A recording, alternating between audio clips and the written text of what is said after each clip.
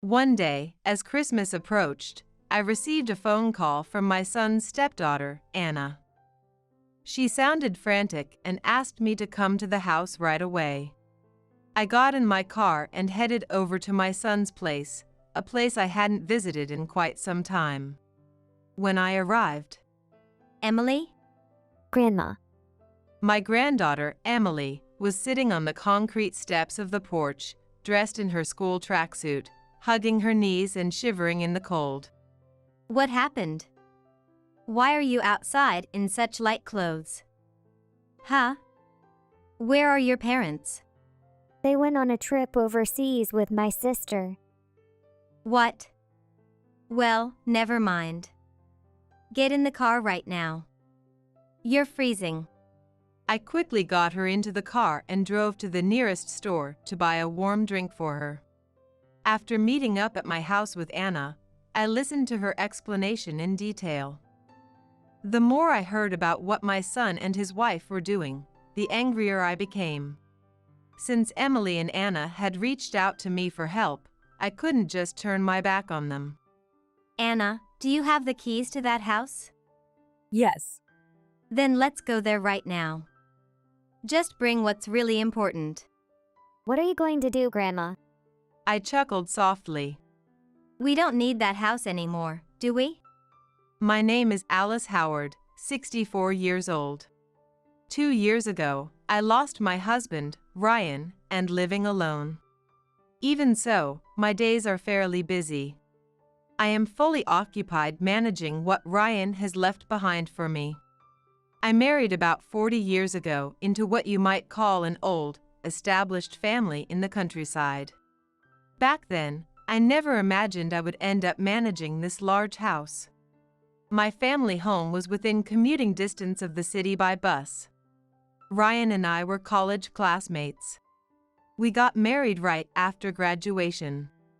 I moved to this unfamiliar rural area, relying solely on him. Watching him, who was just an ordinary student like me, suddenly being treated as the son of a local notable and heir to the family, left me quite astonished. Then, my mother-in-law taught me a lot about how to support such a husband. The things my mother-in-law said made sense in this region.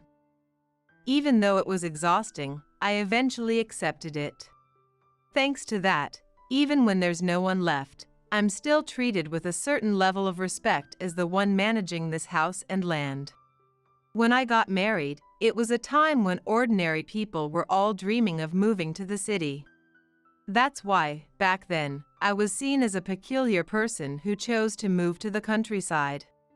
My mother-in-law probably trained me strictly to dispel those views as quickly as possible.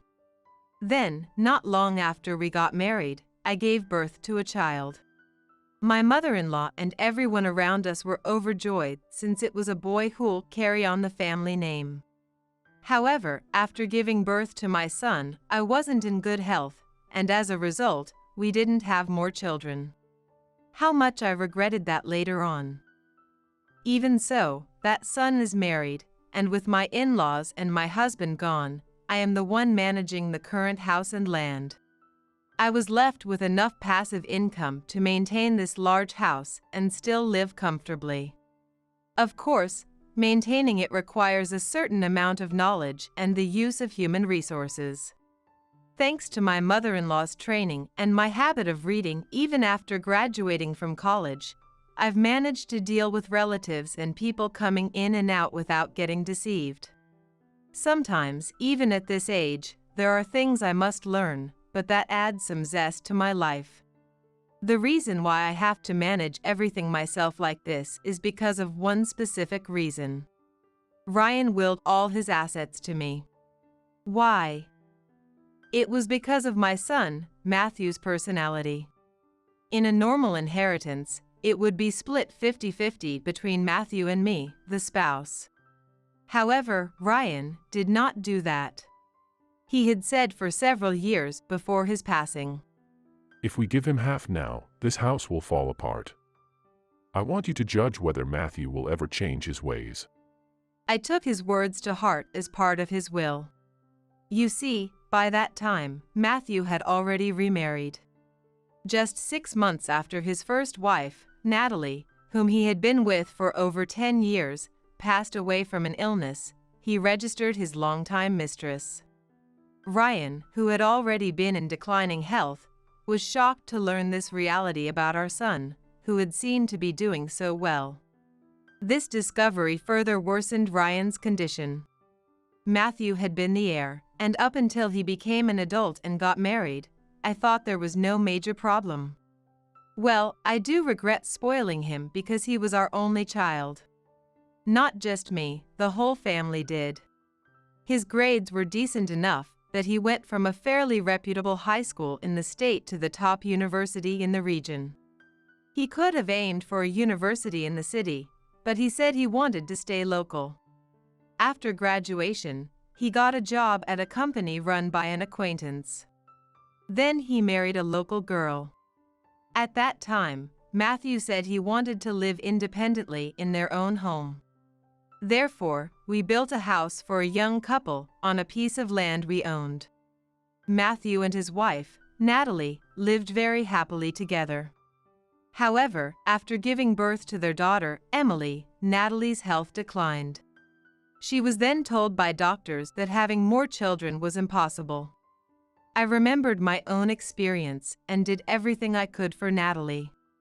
Her mother visited often to help. We also arranged for a babysitter and housekeeper. Thankfully, Natalie's condition eventually stabilized. However, about 10 years later, she was diagnosed with cancer. Looking back, Natalie was a very patient woman. She must have believed she caused everyone to worry when she struggled with her health early in their marriage. Perhaps that's why she tried to endure as much as possible this time. As a result, by the time the cancer was discovered, it was already too late. While little Emily clung to her, Natalie lost her young life. I was deeply saddened in many ways at that time. Most of all, I thought of Natalie as my daughter. I also loved my granddaughter, Emily. Hence, losing her mother was heartbreaking for me too. Yet, there was another major reason that weighed heavily on my heart. While Natalie was receiving end-of-life care, Matthew already had a mistress. Perhaps because of that, he rarely visited Natalie during her final days. Matthew remarried less than 6 months after Natalie's death. His new wife, Rachel, was a woman who worked at the nightclub where he used to visit frequently. To my shock, they had already been together for more than 5 years by that time. In the diary Natalie left for me, she wrote in heartbreaking detail about the days Matthew stopped coming home.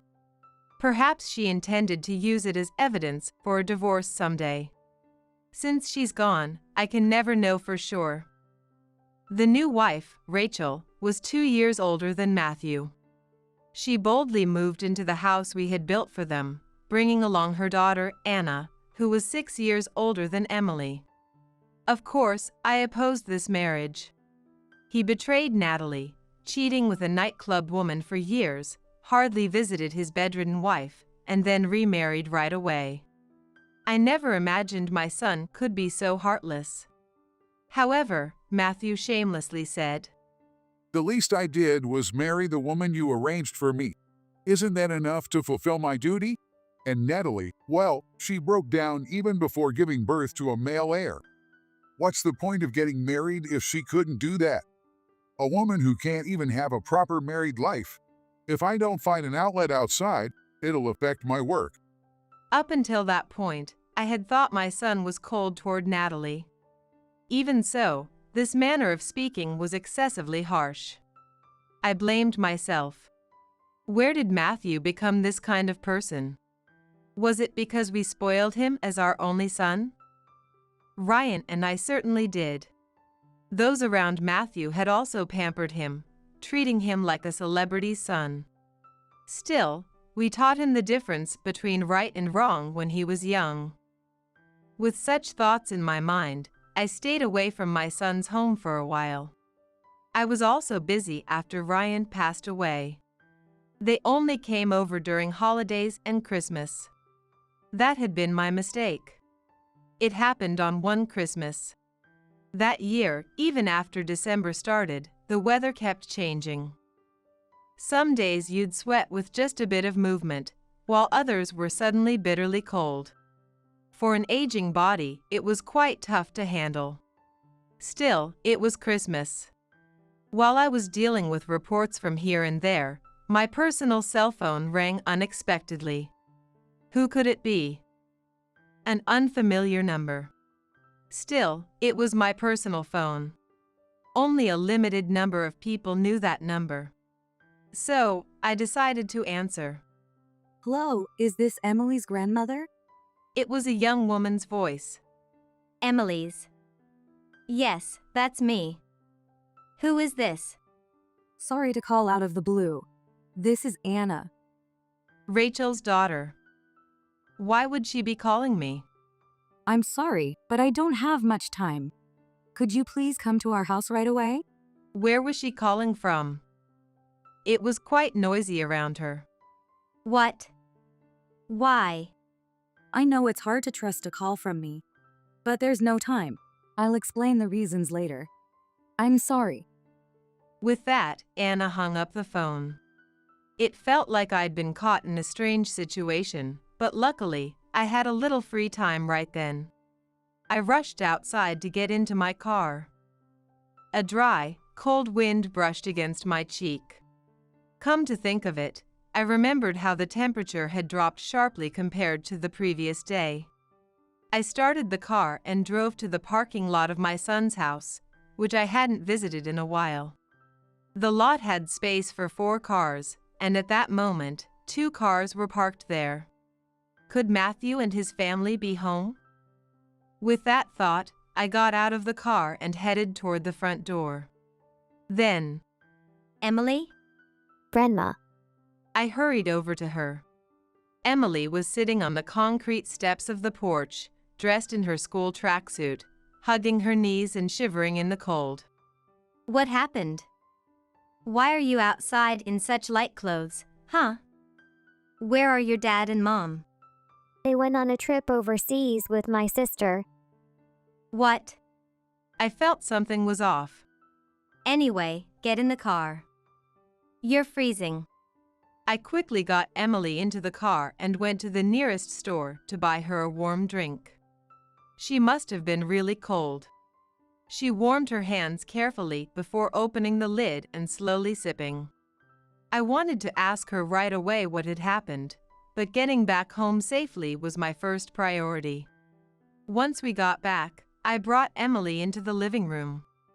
After calling the housekeeper, I asked her to quickly prepare 2 cups of warm tea and some snacks. As soon as Emily entered the room and felt the warmth, she let out a sigh of relief. Seeing her like this, I couldn't shake off a terrible feeling. Are you feeling better? Yeah. Even as she responded, she seemed younger than the Emily I remembered. She should be 14, in the prime of her growth. Even when she was crying by her mother's bedside, I remember her wrists having more flesh on them. Feeling something was off, I murmured. Emily, what's this? Upon closer look, I noticed Emily's hands are covered with severe chapped skin. When I was a child, it happened to everyone occasionally, but you don't see it much these days. Oh, this. It's been like this since last year. It looks so painful. Are you using any cream? No, I don't have any cream. I think it's because I use hot water for cleaning the bathroom, washing dishes, and doing laundry. What? Isn't the housekeeper around anymore? Dad made her quit. He said it was too expensive and told me to do it. What about your mom? Rachel? She's busy with a lot of things, and Dad doesn't like her hands getting rough. What about your sister? Sister. I stopped there. Did someone tell you to call her that? She nodded in silence. Dad said to call her that outside. At home, I call her Anna. I prefer it that way too. I see. Then use that name. Okay. And you know, She's not a mom to me, Grandma. She told me to call her Madam. I don't want to, but if I don't, I get hit. Emily forced a bitter smile as she said this. What is going on? What had been happening in that house while I stayed away? When Emily had eaten about half of the cake brought to her, she suddenly seemed to remember something. She reached into her tracksuit pocket and pulled out a phone. It looked like a simple phone, the kind an elementary school student might have. Emily operated it and began typing a message to someone. What are you doing? Anna told me to let her know when Grandma got here. That girl.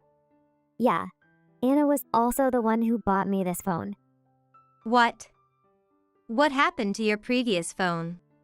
A little while after Dad remarried, she said it was too early for me to have one and took it away. She must mean Rachel. Did Dad say anything about that? Emily shrugged her shoulders dramatically and frowned. Dad doesn't know anything about me. When I couldn't contact my friends for a while, Anna apologized that it wasn't the latest model, but still bought this phone for me. She also told me to make sure it didn't get found. Make sure it didn't get found. By whom? Of course, it must be Rachel, the one who confiscated the previous phone. Oh, Grandma, I just got a reply from Anna. She's on her way from the airport. What? Wasn't she supposed to be on the overseas trip with them? She said she was pretending to go and would come back, so she told me to wait. She said she'd find a way to get out of it. What kind of conversations had been happening between these two? As of the moment, I had no choice but to wait. It was 3 hours later when Anna arrived at my house, riding on buses to get here. It's a regional city. Even if you return back from the nearest airport, it takes quite some time. I'm sorry, ma'am. Thank you for picking up Emily so quickly after my brief call. Anna thanked me. Ma'am. So, you call me ma'am, do you? I don't deserve to call you Grandma. Her tone was clear and firm. There was no hint of flattery in her gaze. This girl, though her appearance was as flashy as Rachel's, had a strong backbone. You are Emily's grandmother, not mine, so it makes sense. I see. Then call me whatever you like. So, what on earth is going on with those two? This so-called overseas trip? They had been saying for a while that it would be the three of us, including me. But I didn't know what might happen, so I faked an illness to get out of it. They're planning to spend 3 weeks abroad, traveling from Korea to Southeast Asia. 3 weeks. What about the company? This situation seemed more complicated than I had imagined. And my mother planned to hand me over to him during this trip. What do you mean? Exactly what it sounds like. That man has had his eyes on both my mother and me for a while now. That's unbelievable. It's true, Grandma. Emily, who had been sitting beside Anna with clenched fists, joined the conversation. I've seen it so many times. After I finished cleaning the bathroom, when Dad would keep pestering Anna to join him in there, Anna always managed to brush it off, saying he was joking. But Dad would glare and yell at me to get lost. No, Emily, it's because you were there that it didn't go further. I was always worried that you might get hurt. I shudder to think what would have happened if you hadn't been there. What on earth? Matthew. How rotten has he become? I sat there for a moment, lost in thought, in front of the two girls who were clearly protecting each other. These two seemed to be more than just close. They were comrades united against a common enemy. So, what do you two usually do? Emily, you mentioned earlier that Rachel told you to call her ma'am. Yes. My mother was with that man for his money, and she married him and settled in. I watched him visit our houses throughout high school. I also noticed how his gaze on me gradually became more and more lecherous. Now, he acts like he owns the place because we live in the same houses. It's disgusting. Anna hugged herself tightly, expressing her deep repulsion. But one thing I was grateful for was being able to go to college. I buried myself in studies and part-time work to avoid going home. I thought about leaving for good, but Anna stayed because of me. Emily cut in. Even today. Those two left me behind, gave me no key, and went out. They told me to go wherever I wanted, but didn't leave me any money. Leaving her alone in tracksuit. The wind makes the temperature feel even colder. The sight of her hugging her knees and waiting. Anna told me to wait. She said to wait until they were on the plane and wouldn't be able to come back. That's why you called me. Yes. I stayed with them until the very last moment before they boarded. But if I left Emily alone for too long, she would catch a cold. So I called you in secret. I'm sorry it was still cold for you, Emily. Honestly speaking, she could have contacted me earlier, but I understood their desperation to get those two out of the country first. Since they had come to me, I couldn't let them down. Anna, do you have the keys to that house? Yes. Then, let's go. Bring only what's truly important. What are you going to do, Grandma? I chuckled softly. We don't need that house anymore, do we? 3 weeks had already passed since the new year began. It was the time when both work and school had returned to their normal routines. 2 people dragging suitcases stormed into my house. Mother, what the hell is going on? The moment he opened his mouth, Matthew yelled at me. It seemed they had naturally tried to return to their house. He had seen it. The place where everything had disappeared. Oh, you mean that? It was mine, so I decided I didn't need it anymore. I had it demolished, cleared the land, and sold it. By the way, your belongings are in this storage unit. Right after everything happened, I immediately contacted an old acquaintance in the real estate business and a demolition contractor. Understanding the situation, they quickly agreed to my proposal out of loyalty. I tossed the storage unit key to Matthew. Startled, the two of them had failed to catch it, and a small clink had echoed in the entrance. Are you kidding me, Mother? That was my house. Oh. How do you figure that? Huh? What do you mean? Matthew, you're mistaken. We built that house for you, but the deed was in our names. And now it's mine. Why would there be any problem with me deciding what to do with it? What about the girls? What happened to them? The girls? Rachel, you're the one asking that? I sneered. Well, come inside. I said, leading the two into the house. Huh? Not the living room? I silently led them further in. We were heading to the large room. Sorry to keep you waiting. Walking through the hallway, I opened the door. Inside, more than a dozen people were waiting. However, what had first caught the eyes of the two behind me was Emily? Anna. the 2 girls were seated right beside the seat where I would soon sit. Anna. Why are you ignoring my calls? Emily, you went and told your grandmother, didn't you? Since when did you get so sneaky? Rachel and Matthew's faces flushed with anger, tried to approach the girls, but the house members who had been waiting restrained them and made them sit across from us. Even so, they were breathing heavily, glaring at us, seemingly unaware of the people gathered around them. Well then, it looks like everyone is here. I said, looking around the room. Now, everyone, please proceed. Let's start with you. Thank you. Well, Mr. Howard, welcome back from your extended vacation. But I'm afraid that's the end of the line for you. Hearing the voice, Matthew snapped his head to the left. Mr. Anderson. Matthew's direct superior, Anderson, speaking calmly but with eyes that did not smile. Honestly, I never expected you to request a 3-week leave of absence at this point.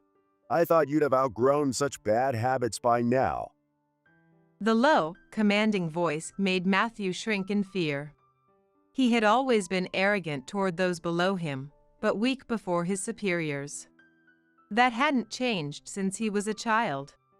But before, you approved. Listen, Mr. Howard, do you know what your value is? What? If you don't know, I'll tell you. Your value in this company is solely that you're the heir of a prominent family in this city, Matthew gritted his teeth. but now that doesn't seem to mean anything anymore. What do you mean by that?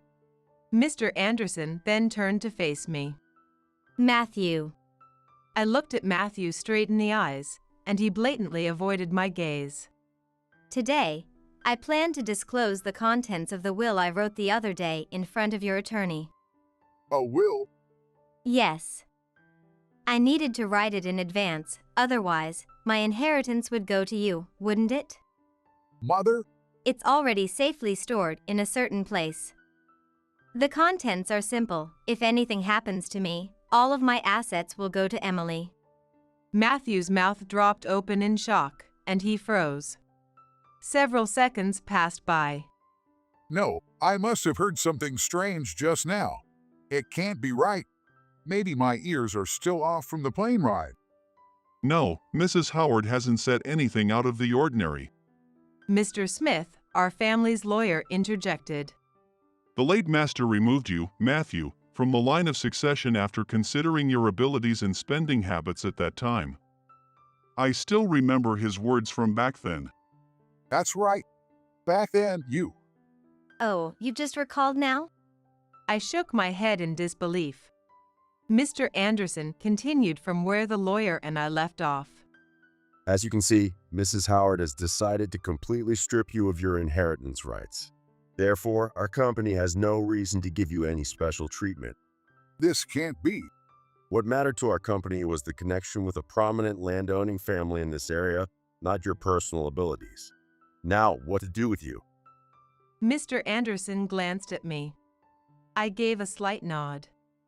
Feel free to handle it as you see fit. Thank you, Mr. Howard.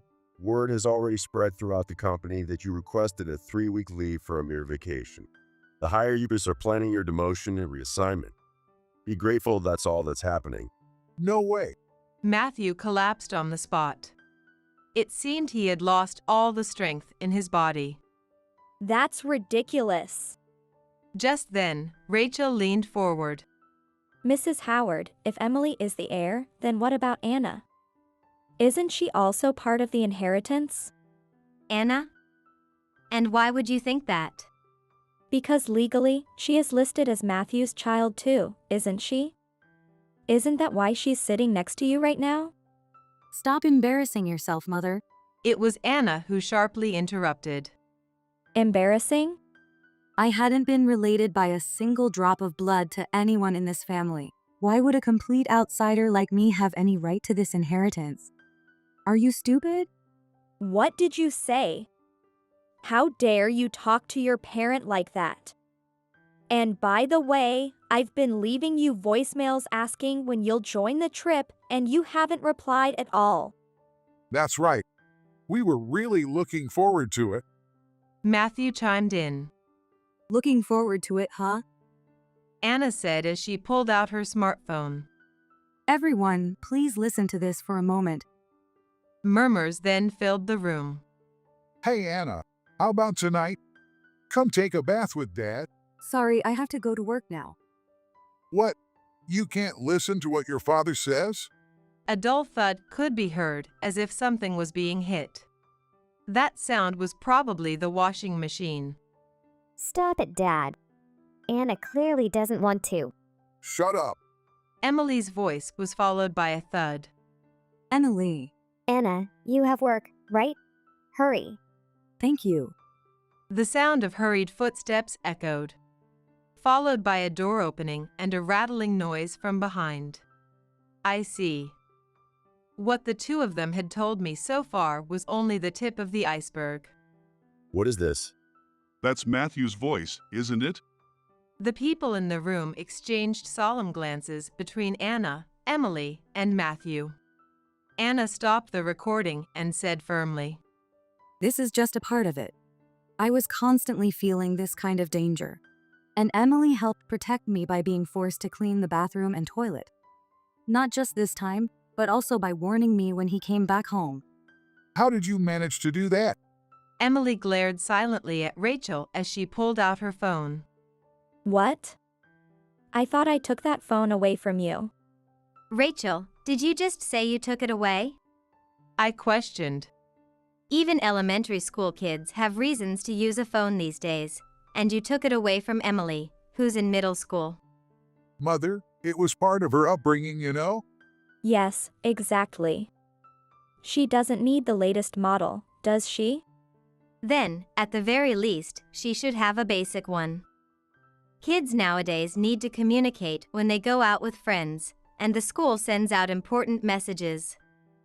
Were you even receiving any notifications from the school? What? I'm busy. Do I look like I have time to attend this child's school events? Huh. Busy with what, I wonder? Anna chuckled softly. What is that supposed to mean, Anna? How dare you laugh at your parent like that? Because your so-called busy life still revolves around deceiving men, doesn't it? What? Matthew's gaze turned toward Rachel. We're ready. Mr. Johnson, please come in. Anna called out. The door opened, revealing a man slightly younger than the couple, accompanied by another man in a suit. What? Rachel's expression changed dramatically. Long time no see, Rachel. I never thought I'd see you again, especially here. I lost everything because of you. No, how? Why are you here? Let me introduce him to everyone. Anna began. This is Mr. Johnson. He is one of the victims whom this woman deceived and swindled out of money. Oh, Anna, when you say one of the victims, does that mean there are many more? I asked Anna. Yes, she's always switching from one man to another. There were many others, but he suffered the most. He was the most decent among them. Mr. Johnson, why don't you tell everyone what this woman did to you? Indeed.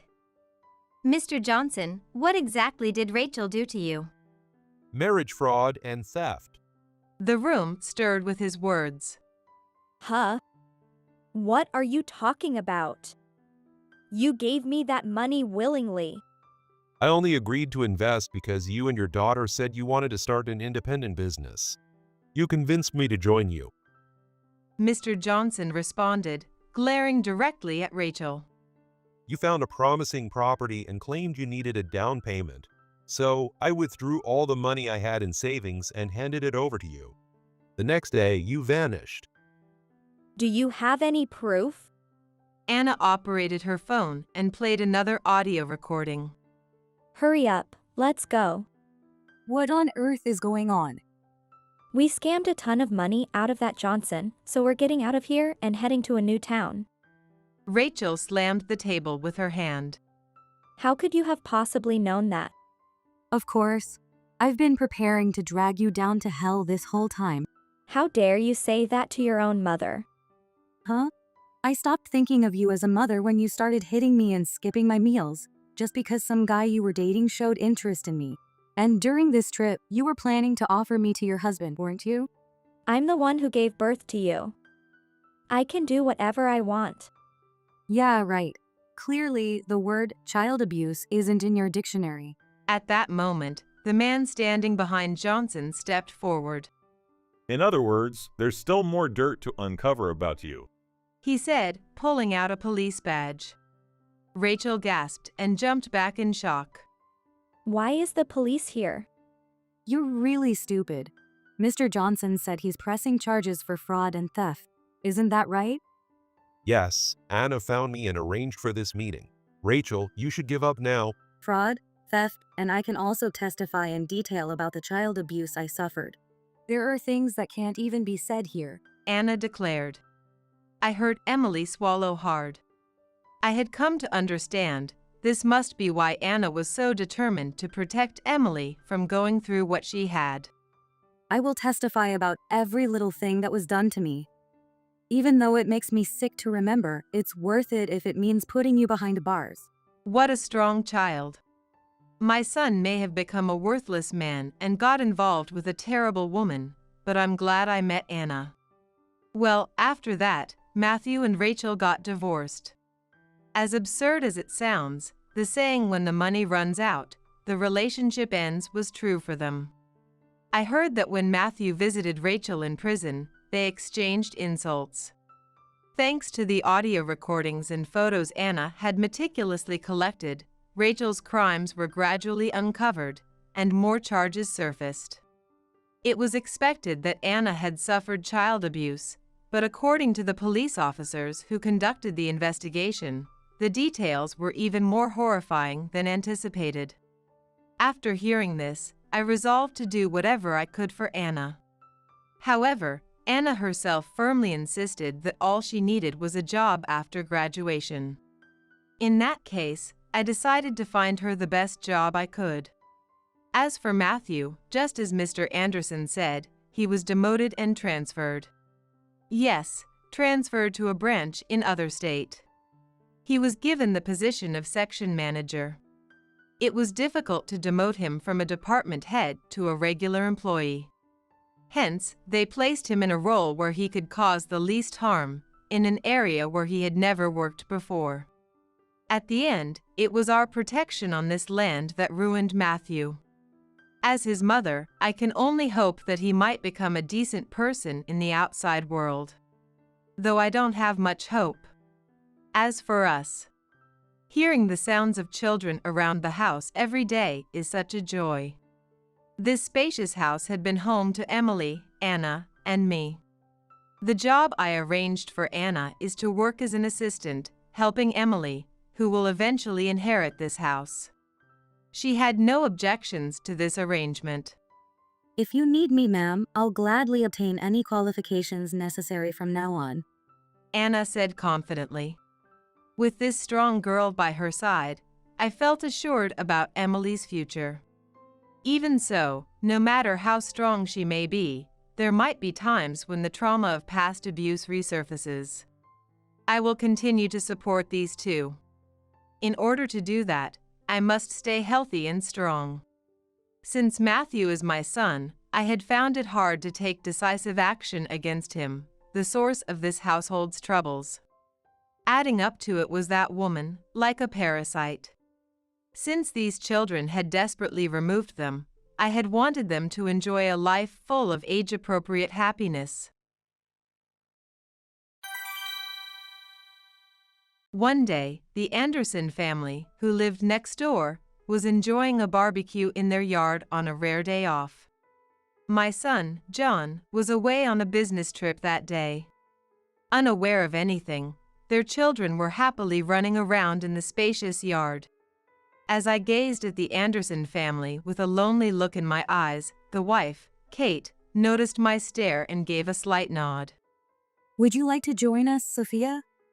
Kate kindly invited me, but all I could do was force a bitter smile, weighed down by complicated feelings.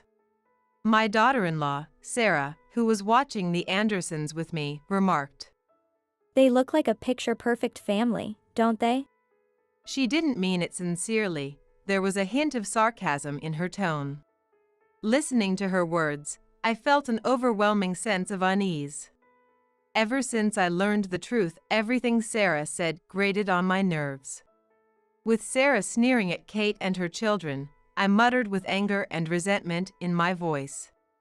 That's right, but thanks to you, that family will soon be miserable. Huh? What do you mean by that, Sophia? Sarah asked, looking at me with her mouth agape. I deliberately avoided her gaze. You'll find out tomorrow when John gets back from his trip. You can look forward to it until then. I replied with a sneer. Whether she understood the full meaning of my words or not, she nodded with a smile, saying, Okay, got it. My name is Sophia Miller, 56 years old. Just an ordinary housewife. A few years ago, I lost my husband, and since then, I had been living with my eldest son and his wife, making it the three of us in the house. My eldest son, John, has always been diligent since childhood, excelling both academically and athletically. However, compared to his peers, he was a bit shy, especially when it came to romance. While many of his friends were going on dates on weekends, John always prioritized studying. As his mother, I became quite worried because he seemed to struggle interacting with women. However, once he started working, he began getting invited out for drinks more often by his coworkers. Perhaps it paid off, because one day he met a popular receptionist at his office, and their relationship blossomed. When he brought that woman, Sarah, home, I was so proud I wanted to shout, "Well done," inside my head. I did not have the courage as a parent to ask directly how John, who was shy in romance, ended up dating someone as beautiful as Sarah. However, I believed she must have been drawn to John's sincere personality. As his mother, I hoped that was the case. Sarah was truly beautiful, and at their wedding, even John's relatives and friends made light-hearted, somewhat envious jokes like, A wife like that doesn't suit John. As his mother, I felt a certain sense of pride. After their engagement, Sarah quit her job and decided to become a full-time housewife to support John. John, concerned for Sarah, tried to stop her by saying, You don't have to quit if you still want to work. However, without hesitation, Sarah submitted her resignation. After they got married, they lived in a small apartment near our home, but when my husband passed away, John suggested living together, saying he was worried about me. I didn't want to get in the way of their happiness, so I tried to be tough and said, I'll be fine on my own for now. Besides, I don't want to get in your way. Honestly, though, I was really happy. I thought Sarah would be against it, but to my surprise, she was supportive of the arrangement. I felt so lucky to have such a wonderful daughter-in-law and silently praised John once again. The only thing I was concerned was that they hadn't been blessed with children. Whenever my friends or acquaintances of the same age talked about their grandkids, I couldn't help but feel anxious. At one point, I gently asked John about their plans for kids, but he just chuckled and said, Sarah's not quite ready yet. Besides, this is something that comes down to timing and a bit of luck. I didn't want to pressure them any further, so I decided to leave it up to the two of them. 6 months ago, a young family moved in right next door to us. They had a young boy in elementary school who would run around energetically in their spacious yard, and seeing him filled my heart with joy. The house had once been owned by an elderly couple. After the husband passed away a few years ago, the wife moved into a care facility, leaving the house vacant. I had thought it was such a waste to leave such a large property unused, so when this new family moved in, I was looking forward to a wonderful relationship with the new neighbors. Following the moving company truck, a small family car parked, and a woman stepped out from the passenger seat and introduced herself. Hi, I'm Kate Anderson, your new neighbor. We have a child, so we might be a bit noisy at times, but we hope you'll understand. She handed me a small gift as she introduced herself, and I liked her right away. I'd heard that people of her generations often found neighborhood interaction bothersome when they move and would barely greet anyone after moving in. However, Kate not only greeted me properly but also had a wonderful smile. She was concerned that her child's noise might cause problems with the neighbors, but honestly, for me, the sound of children's voices was a source of vitality. Oh, don't worry about that at all. Kids are supposed to be noisy, that's their job. Besides, hearing their cheerful voices makes me feel alive. I said. Hearing this, Kate seemed relieved, and after that, she started dropping by our house quite often for visits. However, around the same time, I began to notice that Sarah's behavior was becoming a little strange. In the beginning, when she first moved in, she was very helpful with the household chores, but recently she's been making excuses to avoid helping out. If she had something important to do, I'd understand, but more often than not, she'd just be in the bedroom, playing on her phone. Even so, I hesitated to nag too much, fearing it could escalate into a typical old-fashioned mother-in-law and daughter-in-law conflict. After all, Sarah married John, not me. By convincing myself of this, I tried to overlook Sarah's behavior. I soon came to realize that her cold attitude was not just towards me but also towards her husband, John. One evening, while the three of us were having dinner together, John was sharing a story from work. Sarah suddenly got up, saying, "I'm done." Even though there was still food left, cleared the dishes, and went back to the bedroom. Another time, when John tried to invite Sarah for a drive on a day off, she responded dismissively, "Why don't you just go by yourself? It's too much trouble." with a look of annoyance. Worried by her indifferent attitude, I asked John, Are you two not getting along lately? Did you have a fight? John simply looked puzzled.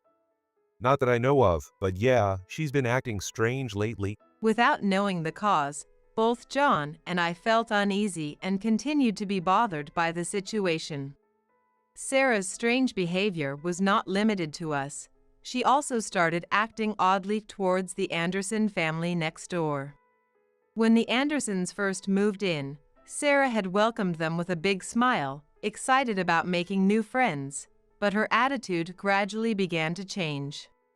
She began making harsh comments, particularly toward Kate and her child. On a school holiday, the child was playing in a pool in their yard, filling it with water and having fun. Sarah stood by the window, saying in a sharp tone, "What kind of parenting lets child make such a ruckus in a quiet residential area like this?" I happened to overhear this nearby and felt a bit surprised. Well, I think it's great to hear children playing loudly.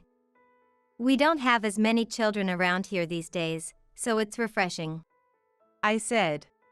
In response, Sarah gave me a displeased look. That's exactly how you spoil children. If you don't discipline them when they're young, it'll be too late when they're older, she said, furrowing her brow. It almost felt like I was the one being scolded.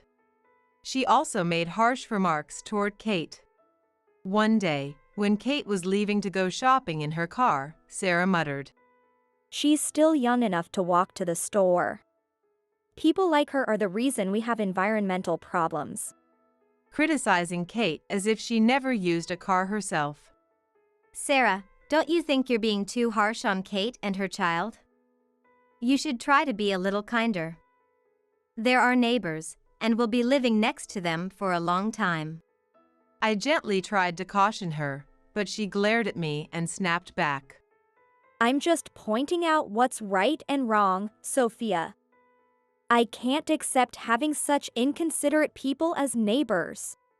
I started to feel uneasy as I noticed a change in Sarah's behavior. While she remained very strict with Kate and her child, she seemed unusually friendly toward Kate's husband, Mark. Until then, Sarah had no interest in gardening, but right after the Anderson family moved in, she started volunteering to water the garden in the evenings, which happened to be the time when Mark returned from work. The two of them were chatting happily in front of the house. Sarah's expression at that moment was quite different from the one she usually showed John or me. She looked like a charming young girl. It might be strange to say, but she seemed like a girl in love. Sarah, it's fine to be friendly with the neighbors, but getting too familiar with the neighbor's husband might not be wise. People might misunderstand, I said out of concern.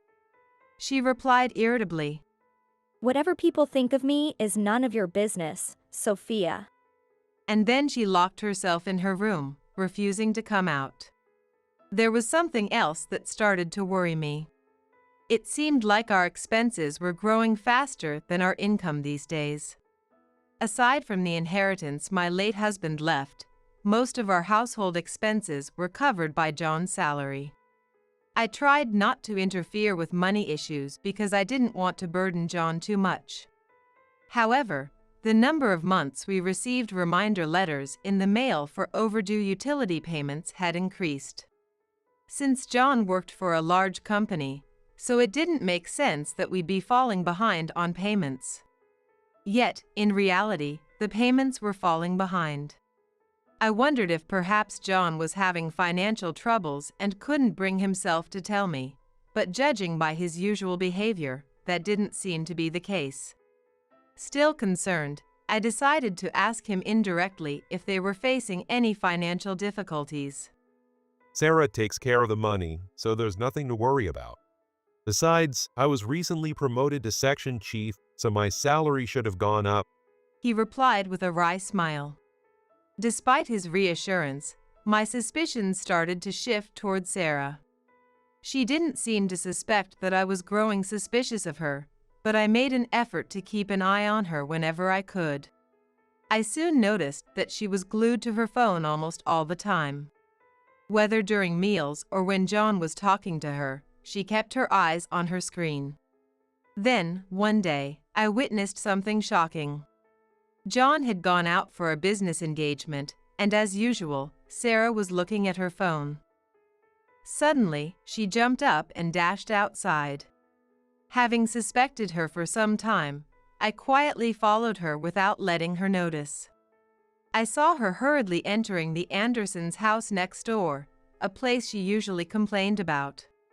If I recalled correctly, Kate had mentioned that she and her child were going out to prepare for an upcoming field trip. Unaware that I was watching, Sarah knocked on the front door of the Andersons' house. It puzzled me because there was a doorbell she could have used. Just as I wondered why she didn't press the doorbell, Mark opened the door. As they gazed into each other's eyes, they suddenly embraced and started kissing. Oh my. What on earth is happening? I muttered, covering my mouth in shock. They were having an affair. After learning Sarah's betrayal, memories of her behavior started flashing through my mind. Her cold attitude toward me and John had started when the Anderson family moved in next door. If Sarah's true affection was not for her husband, John, but for our neighbor, Mark, then everything made sense. The harsh remarks she repeatedly made about Kate and her child were because she saw them as obstacles. The reason she didn't use the doorbell was to avoid being noticed by neighbors. I felt all of her actions and words were converging toward one single truth, and I was overwhelmed by a profound sadness. We had all been deceived by her all along. Not only us. Kate and her child were likely unaware of this truth as well.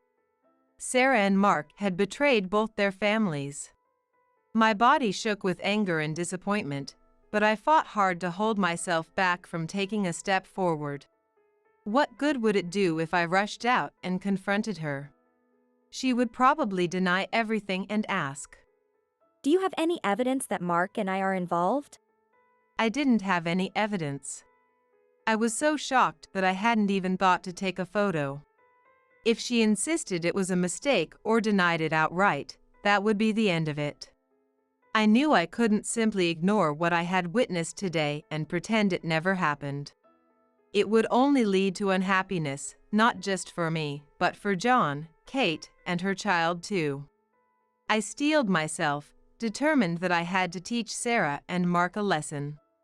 I decided to use the money I had saved for my retirement to consult a private investigator recommended by a friend. The investigation revealed that their relationship had developed far beyond what I had imagined. As I reviewed each piece of evidence sent by the investigator, I couldn't stop the waves of anger and sadness. I sighed endlessly. I've been completely fooled by that woman. I've been holding it in for John's sake, but I'm at my limit. One day, the Anderson family was enjoying a barbecue in their yard on a rare day off. John was away on a business trip that day. Unaware of everything, their children were playing joyfully in the spacious yard. As I watched the Anderson family with a forlorn gaze, Kate noticed my gaze and greeted me. Would you like to join us, Sophia?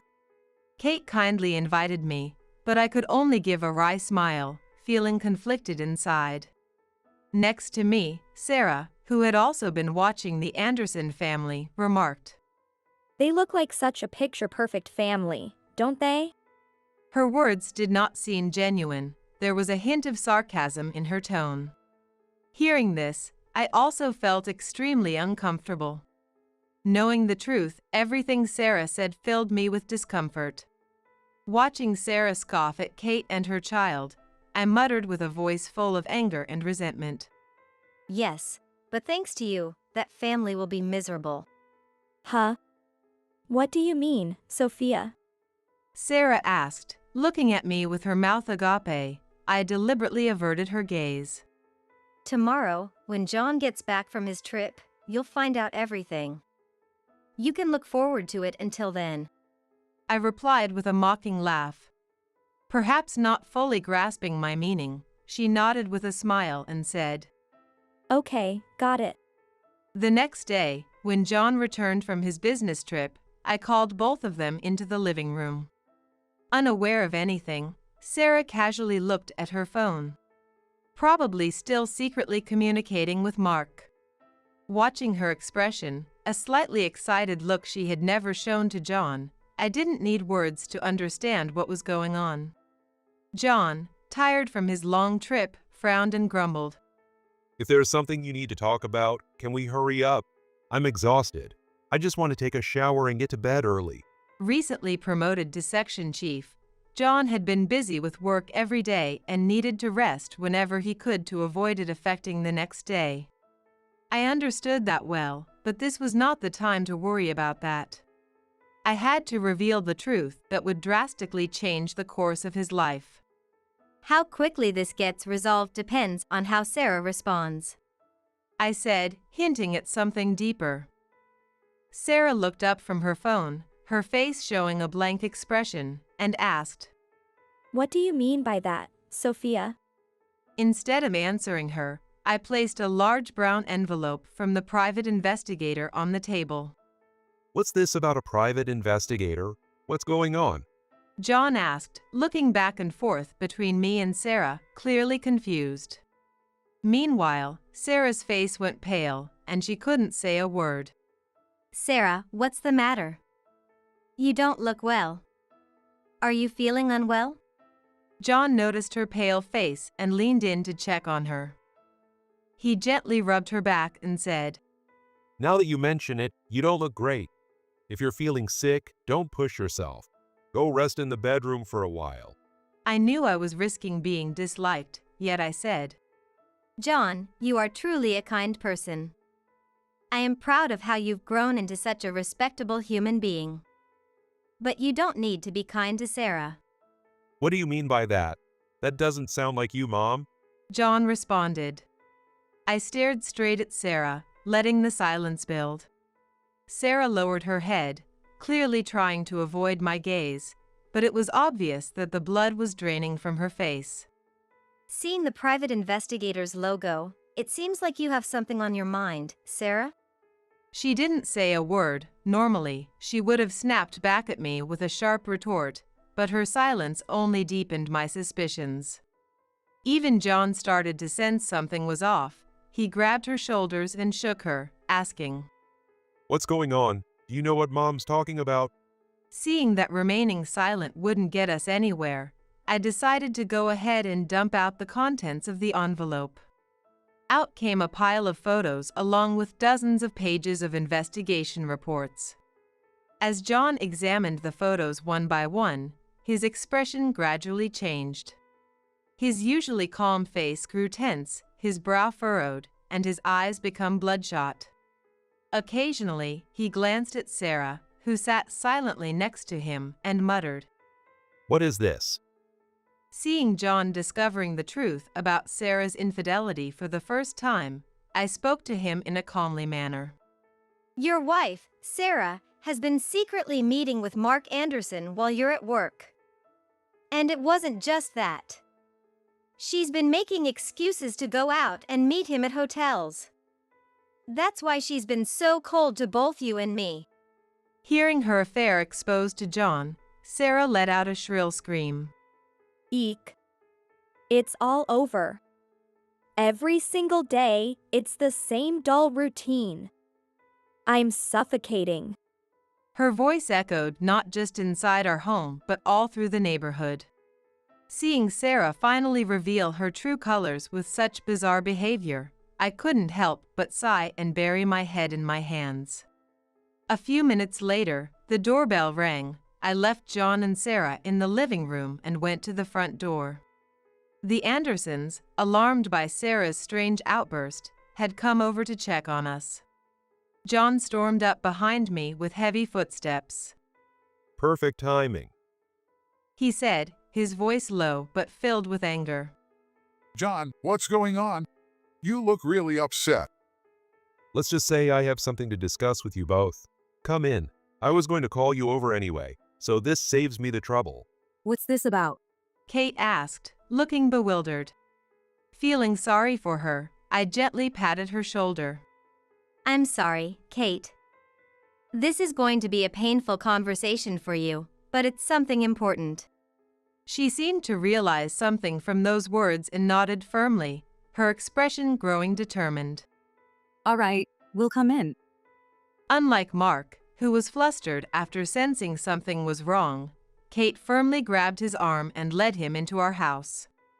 In the living room, Sarah sat slumped over, holding her head in her hands. Seeing this, Mark tried to turn back. Oh, well, I just remembered I have something urgent to attend to. I should be going. Before he could leave, John blocked his path. Oh no, please stay. Let's all have a nice chat. We'll serve you some tea. No, really, I must be going. Mark stammered, but John and I ignored his protests and pushed him down onto the sofa. Sarah, stop sitting there slumped over. Come here and explain yourself. I commanded her sternly. Moving like a robot that had lost its mind, Sarah awkwardly stood up and walked toward us. We all sat facing each other across the table, John and I, Sarah, and the Andersons. When I showed the photos and report from the private investigator to Mark and Kate, Mark suddenly started apologizing. I'm so sorry. It was just a momentary lapse in judgment. To my surprise, Kate remained unexpectedly calm. So that's how it was. I thought something was strange because you've been acting so jittery lately. She said, looking at Mark, who continued to apologize. Sarah then spoke up. How pathetic. There's no need to grovel like that to these people. She said with a defiant tone and began to reveal the truth. Sarah's connection with Mark went back even before she met John. She had wanted to marry Mark, but he was already married, and Kate was pregnant at the time. To Mark, his relationship with Sarah had only been a casual fling. Feeling lonely and desperate, Sarah married John. She shamelessly admitted, It didn't matter who I married. You were serious, had a big house, and seemed to have money. So, I figured why not marry you? Although Sarah initially gave up on Mark, her feelings for him only grew stronger the longer they were apart. Eventually, she resumed her secret meetings with him. She had threatened Mark, saying, I didn't care if we couldn't get married. I just wanted to be close to him, so I convinced him to move nearby. If he didn't, I'd tell your wife everything. Mark wanted to keep seeing Sarah but didn't want to lose his family, so he reluctantly agreed to her proposal. Since our child is getting older, why not move into a nice house with a yard? He cleverly persuaded Kate, who knew nothing about the affair. It also came to light that Sarah had been giving large sums of money to Mark every month in exchange for him moving next door. No wonder. I thought the portions at dinner had been getting smaller. John said with a bitter laugh, clearly beyond anger at this point. Sarah, instead of showing remorse, blamed John, saying that his overly serious and dull nature was the reason behind it all. Meanwhile, Mark desperately begged Kate for forgiveness, apologizing over and over again. However, Kate wasn't having any of it. She ignored his pleas and walked out. As Mark tried to follow her, she shot back without even looking at him. Don't bother coming back again. That day, both Sarah and Mark were locked out of their respective houses, left with no choice but to spend the night in a hotel. In the end, their long-running affair destroyed both marriages. Kate, having lost all affection for Mark, chose to divorce him, demanding a large sum in alimony and child support. John, too, filed for divorce and sought compensation from Sarah, including the money she had secretly funneled to Mark. Just as I had predicted, Sarah's actions had brought misery to the family next door. Choosing a life with her child, Kate supported us in many ways, including providing evidence during John and Sarah's divorce trial. Thanks to this, a good relationship continued between our family and Kate's.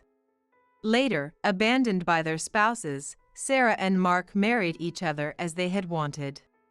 Although Mark seemed to have lingering feelings for Kate, it was too late, and nothing could bring back what was lost.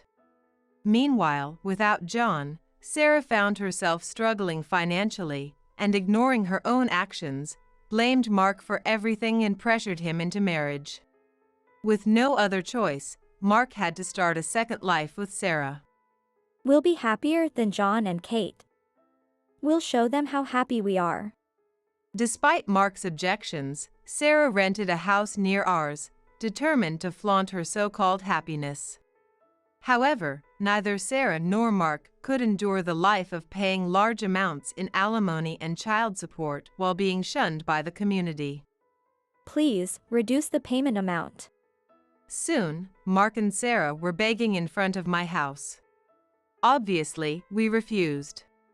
As time passed, they could no longer bear watching Kate and her child live a happy, peaceful life. Their arguments became so frequent that even the neighbors started gossiping about them. Eventually, their savings ran dry, and despite Mark's strong opposition, Sarah moved far away.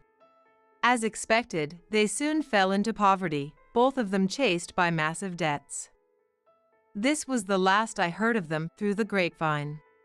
A few years later, Kate's child, now a teenager, suddenly suggested to John and Kate, in a surprisingly mature tone, Why don't you two just get married already? They had always been close, but that comment was the final push they needed. John and Kate eventually got married. I now treat Kate's child like my own grandchild and am living happier days than ever, free from any lies or deceit. Sharon, when we move, my parents are moving in with us. You're going to take care of them, so prepare yourself. If you don't like it, divorce is an option. It's either taking care of them or divorce. Your choice. It was the day we were moving into our brand new condo in Chicago. While I was getting things ready, my husband, Arthur, dropped this on me. I checked the time on my phone, trying to hide my shock. His father, Brian, his brother, Terry, and Terry's wife, Kate, were coming over in 3 hours to help us move. As for Arthur's mother, Madison, she was standing next to him with a smug smile on her face. It's your fault, Sharon. You've been relying on Arthur for everything. If you're really part of this family, then start acting like it. And if you can't do that, you can't complain if he divorces you. I never agreed to any of this. They made this decision on their own without even talking to me. Normally, this would be the kind of situation where I'd be justified in yelling, but I kept calm and said, Oh, Madison, you were planning to live with us? But Arthur and I have been divorced for a month now. Madison's smile instantly vanished. Arthur looked confused, as if a bunch of question marks had just appeared over his head. Neither of them seemed to get it, but I knew everything. Arthur, Madison, you see, I'll make sure you regret this. After a moment of silence, Arthur snapped out of it and turned to Madison. Mom, don't let her fool you. There's no way we're divorced. I just told her to either take care of my parents or get divorced. We haven't signed anything. She's just being a dumb wife with no common sense. Exactly, Sharon. Stop joking around. We're giving you a chance here. Even though you've been such a failure, we're trusting you with this huge responsibility of taking care of your husband's parents. I sighed heavily at their usual attitude. I've seen this too many times since we got married. They were the ones who insisted I become a stay-at-home wife. Nonetheless, They never missed a chance to call me a failure or a leech. I already told you, I'm not taking care of anyone. And just to make it clear, Arthur and I are already divorced. They had always underestimated me. Thus, seeing me push back like this seemed to catch them off guard. For a moment, they looked a bit shaken, but they quickly recovered and started throwing insults again. Hey Sharon, do you even realize how crazy you sound? When did we stop being married? Exactly. You have no proof. Nothing has been officially processed through the government. What are you even talking about? Of course, I didn't expect them to believe me just from saying it. Then, I pulled out a document. What's this? A divorce decree? They both stared at it, their eyes darting back and forth. This document proved that Arthur and I were no longer married. Madison, Arthur had been hiding a signed divorce paper. I found it and filed it without him knowing. Everything is finalized. Oh boy, Arthur, you really went through with this? You hid a divorce paper? Why didn't you tell me? Anyway, Sharon, how did you know he was hiding it? I'll explain that later. Everything in its time. They never expected someone as quiet as me to take such action. They couldn't hide their shock, but with the family registry document presented to them, they had no choice but to believe it. Suddenly, Madison turned to Arthur and said, her tone got a bit harsher, clearly upset that she hadn't known about the hidden document. Why did you hide it? You've made things more complicated. Arthur hesitated for a moment, but then, surprisingly, admitted it easily. Why? I was preparing so I could divorce her at any time. When I talked about divorce, it wasn't just a threat. Sharon had been pushing back too much, and I was ready to go through with it. I'm sorry for not telling you. I believe he was telling the truth. He had been planning for a divorce. Still, he was lying. What he wasn't admitting was that he had planned on divorcing me all along, regardless of whether I pushed back or not. If I expose that lie, everything will turn in my favor. I'll make sure he's cornered. As I thought about this, I noticed Madison had a different concern on her mind. But Sharon, you've been a stay-at-home wife all this time. How do you plan to live on your own all of a sudden? There's no need to worry about that. Because... With that, I turned on a banking app on my phone. As I tapped the pages, both of their eyes widened in shock. I stopped being a stay-at-home wife a long time ago. A friend of mine and I co-own an online business. Thankfully, it's been far more successful than we expected. As they stared at the digital bank statements, I could see the cold sweat forming on their faces. The reason was simple. My monthly income far exceeded Arthur's. I had more than enough savings to live independently from him. Well, it's true that you could live on your own with this kind of money. But something about these bank statements are bothering me. Don't you think the number of withdrawals and the amounts seem excessive? Were you wasting money? I couldn't help but smirk. There was still a lot I hadn't told Arthur yet. It was time to reveal more. Most of those withdrawals were made by Arthur. Arthur began sweating even more. He gave me a desperate look, silently pleading with me. Don't say anything further. Of course, I didn't care. What? What do you mean? I mean, Arthur has been using my money without my permission. And, by the way, I'm the one who bought this condo. You've got to be kidding me. Arthur told me he paid for it himself for my sake. Sorry to break it to you, but that's a lie. The one lying here is Arthur. If you look at this document, it will all be clear. They both stared at the condo purchase contract I handed them. Madison was unable to hide her shock, and then muttered, Oh, right. It's in your name, Sharon. Madison couldn't deny it after seeing that. Nevertheless, she still seemed to want to believe in her son. Even so, it's hard to believe. You know, it just doesn't seem possible that you paid for all of this yourself. Plus, Arthur is a top executive at a big company. He wouldn't need to use your money. It's true that Arthur graduated from a top university and got into a major corporation. He was highly successful, and his salary was higher than most people his age. I can't deny the fact I was able to stay at home thanks to him. Even so, I had to reveal something that would shock Madison. It seems you didn't know, but Arthur resigned from his job a few months ago. He doesn't have any income. Madison froze, her eyes wide open. It wasn't surprising. Her pride and joy, her elite son, had quit his job and become unemployed. That can't be true. No way. Unfortunately, it is true. Arthur was about to be demoted, so he quit instead. I'll explain why later. Oh, by the way, when he mentioned divorce, it was partly to keep his job resignation a secret. It seemed Arthur wanted to keep his resignation hidden until he found another job, probably because of his pride. Because of that, Madison didn't know anything and believed he was still supporting me. That's why she joined Arthur in calling me a leech. As I'd shown all the proof and revealed the truth, the tables had turned. Madison was looking uncomfortable and then said to me, I'm sorry, Sharon. I had no idea and said such terrible things to you. Not knowing the truth doesn't justify mistreating your daughter-in-law. Therefore, I wasn't planning on forgiving her easily, but if Madison was willing to reflect on her actions, maybe there was some hope for her. Meanwhile, Arthur showed no sign of remorse. Mom, why are you apologizing? Yeah, I quit my job. But you know, I've worked hard all these years, so I'm allowed a break, right? And anyway, her money is my money too. I can spend it however I want. I let out a long sigh at his ridiculous reasoning. Does he even realize what he's saying? So, you're not going to take responsibility for your actions? Fine. Then I'll just let Dad, Terry, and Kate know everything. All right, go ahead, try it. Like anyone would believe a word you say. As he said that, he shot a sharp look at Madison.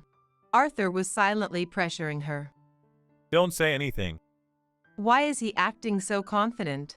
Because in front of his dad and his brother's family, he always plays the perfect husband. He probably thinks they'll side with him. However, his plan is about to backfire, because I've already taken care of that. I heard footsteps coming down from upstairs. They were quiet, but the atmosphere felt heavy. Thanks for your patience. 3 people appeared in the room. Arthur was speechless when he saw them. What the heck?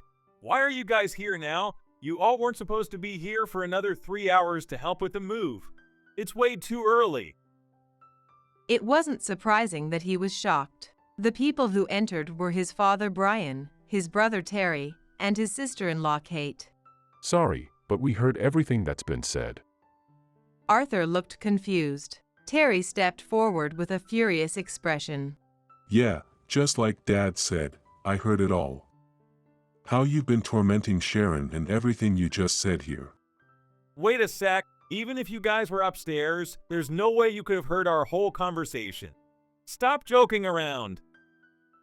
Arthur tried to laugh it off. Then, I pointed the screen of my phone, which had been packed in a box, right at him. His face turned pale. Actually, when I set it down earlier, I switched to a video call. So, everything that was said here has been heard loud and clear. When he told me earlier that It's either taking care of my parents or divorce. I had checked the time on my phone in disbelief, but right after that, I set my plan in motion. Behind me, Brian and Terry were turning flushed with anger, while Kate looked shocked and pale. Arthur, what have you done? Not only did you harass Sharon, but you also spent her money. Do you even realize what you've done? Hey man, I'm disappointed in you. I always looked up to you, thinking you were smart and kind. But it was all a lie. Apologize to Sharon right now. Faced with the harsh words from his father and brother, Arthur hung his head. He had no comeback now that it was all out in the open, how he had mistreated me and used my money without permission.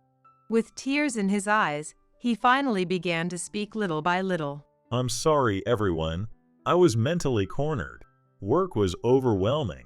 And to make it worse, the relationships with my coworkers were terrible. They were jealous of me for being an elite, so they teamed up with my boss to try and transfer me. His weak demeanor, something I'd never seen before, left his parents and Terry looking confused. Besides, while I was suffering at work, Sharon was just lounging around as a stay-at-home wife, and that made me angry. But now I see I was wrong. I should have just talked to Sharon about it honestly. I wasn't in my right mind back then. Man, no kidding. We get that work was tough, but taking it out on Sharon, who was taking care of the house every day for you, was wrong. And you too, Madison. Teaming up with Arthur to mistreat Sharon. Don't pull this underhanded nonsense. Yeah, I'm really sorry about that. I'll apologize as many times as it takes for what I've done. I'll pay back the money I spent too. And I'm grateful to both of you, Mom and Dad, for all you've done to raise me. That's why I suggested we all live together. Sharon, my dear, I'm so sorry. Terry and Brian also apologized. Arthur was looking down, with tears in his eyes. Normally, this would be the point where reconciliation happens and the story ends. However, since I knew the whole truth, all I saw was a cheap act. I couldn't take it anymore. As I suddenly started shaking with laughter, Arthur, his parents, and Terry all looked up in shock. Sharon, what's so funny? Because all of you are being completely fooled. You guys really think Arthur's genuinely apologizing? He's not. He's laughing inside, thinking he successfully covered up his secrets. I hadn't missed it, the slight smirk Arthur gave while looking down. He was using his tears to mask it, showing off his acting skills. Secrets? What do you mean by that? Sharon, can you explain? Well, the truth is, Arthur wasn't treating me poorly just because of work stress. It was because he was cheating on me. I made sure to say it with a smug smile. The room's focus immediately shifted to Arthur. His eyes darted around nervously. I started noticing things were off.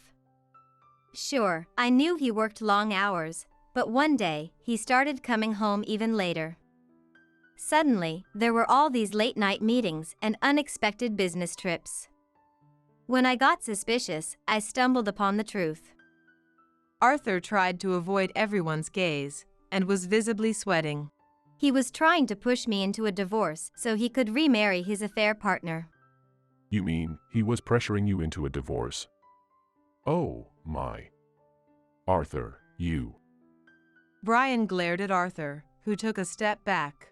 Despite the pressure, Arthur desperately denied the affair. That's not true. I was working from morning till night, surrounded by those awful coworkers. I had no time to be cheating. Okay, now, you're going to say you didn't have time, right? Sorry to break it to you, but I've got solid evidence. Just wait a second. I calmly powered up my laptop, which I had prepared in advance. Take a look at this, I said, showing the screen to Arthur. As he stared at the dates and videos, his panic grew. Hold on, these are recordings of the kitchen, the living room, even my room. Who set up hidden cameras? This is an invasion of privacy. Who set up the cameras? That would be me, of course. Sorry about invading your privacy. I needed to find out what you were really spending my money on.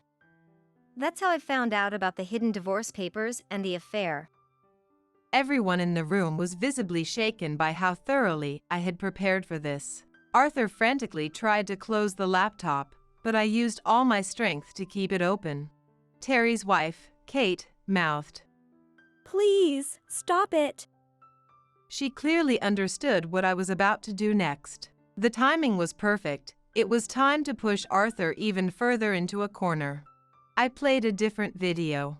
Arthur's parents and Terry stared at the screen, stunned. What is this?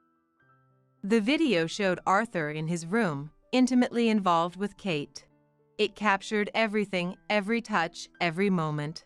With a grim look, Brian glared at both Arthur and Kate, while Terry simply couldn't move to be paralyzed with shock. His eyes, however, were fixed sharply on Arthur. A few seconds later, with his anger boiling over, Terry rushed at Arthur. Arthur. What the heck is this? He grabbed Arthur by the collar, shaking him violently.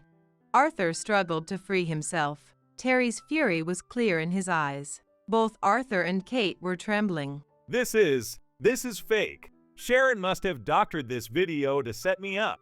With today's technology, anyone can edit footage like this, right? Then why is Kate shaking so much? I have nothing to do with Kate. You're all jumping to conclusions and making a big deal out of nothing. I shook my head, ready to explain. Arthur, it's too late for excuses. After I found out about the affair, I already spoke with Kate. Listen, Terry. I didn't mean for it to happen. Arthur came on to me, and before I knew it, things went too far. Finally, Kate collapsed to the floor and cried out. Her crying had a hint of madness, and it left everyone feeling uncomfortable. In fact, I understood where that madness was coming from. Kate had her own situation, but I chose not to reveal it. Suddenly, Brian's voice thundered through the room. Arthur, how could you deceive us like this? With Kate, no less. You disgust me. He grabbed Arthur by the collar, raised his fist. Arthur delivered a powerful punch to his face, sending him crashing to the floor. Brian, who was usually calm and never raised a hand in anger, stood over him with a furious expression. Arthur remained silent, staring at the floor. I don't want to see your face again. Get out of here, right now. Deep down, Brian didn't want to throw him out. He wanted Arthur to acknowledge his wrongdoing and offer a sincere apology. Even though he was angry, the calmness in his words showed the love he still had for Arthur. Nevertheless, Arthur had betrayed that love in the worst possible way. Yeah, I cheated, but that's because it's Sharon's fault. She stayed home as a housewife, stopped taking care of herself, and let herself go. Her skin's rough, she's aging, and I just can't see her as a woman anymore. On top of that, her cooking's nothing special. I've wanted to get rid of her for a long time. Arthur, is that really how you feel? Do you have no appreciation for Sharon? None at all. It's a wife's job to serve her husband. Sharon should be grateful she even got to marry me. Terry tried to grab Arthur again, but he dodged quickly. Terry, you're no better.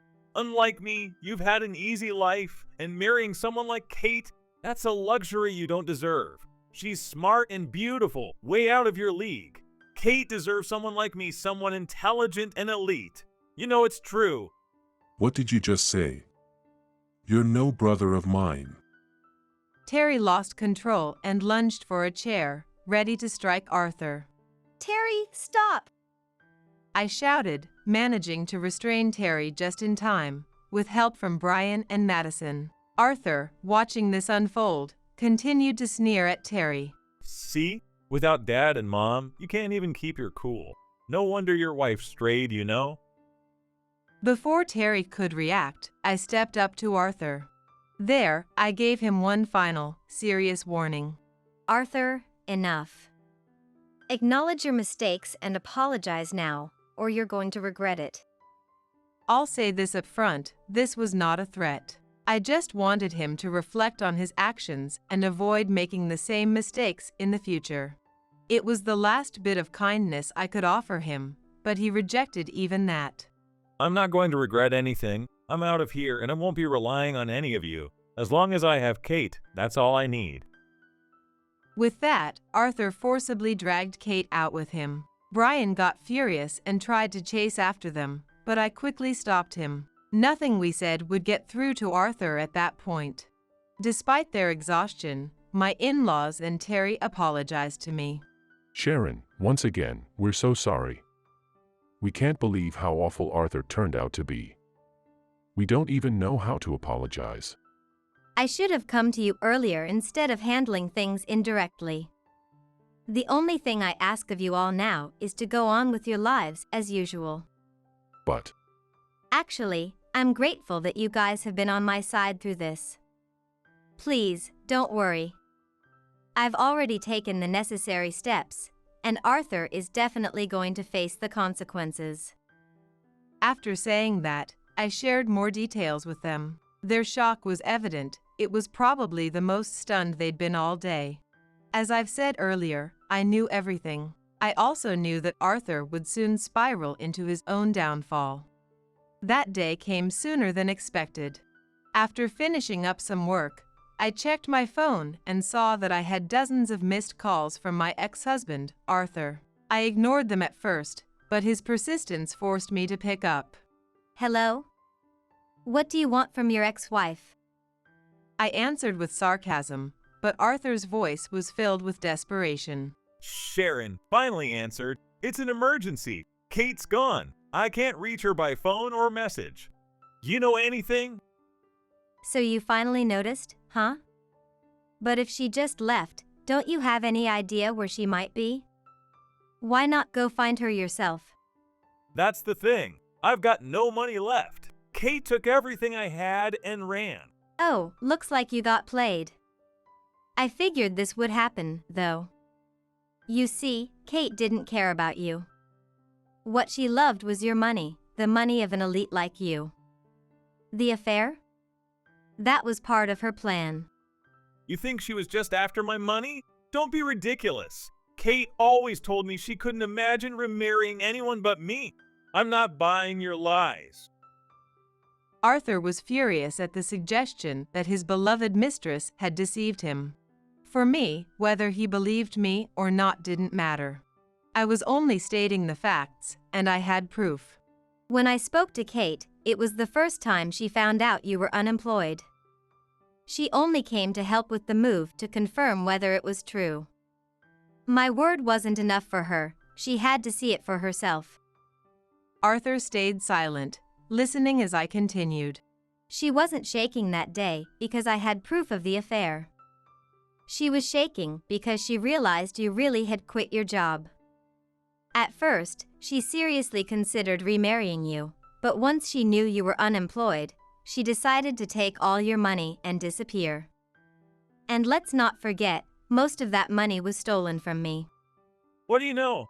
There's no way she was setting me up. Oh, really? Still don't believe me? I'm about to send you something interesting.